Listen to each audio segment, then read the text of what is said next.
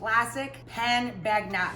So I defrosted it and I just kind of brought it back to life in a low oven until it sounded like that. In the bowl, I have white wine vinegar, a little dollop of Dijon, 1 clove of garlic, grated or minced, and I added some dried herbs, parsley, tarragon, and thyme. Okay? So you put in whatever herbs you like, fresh or dried.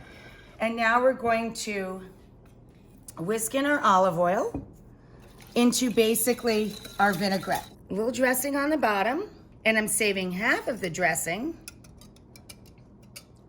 to mix with our tuna salad. I'm going to use some cucumber for crunch, or we could use cornichon or pickles. All would be delicious. Tomatoes. I have in the bowl here our minced anchovy, minced red onion or shallot, and olives, black and green if you have. If you don't, just black, just green, whatever you got.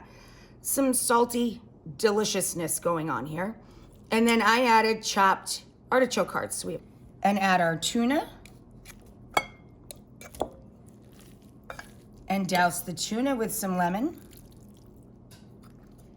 And pour in all of our reserved dressing. I am grabbing tuna with my clean washed hands and pile it on here, because if you use a little spatula, you'll be here a year. A year. You have to really pack it on there. And now we're going to put a little bit of the egg on top.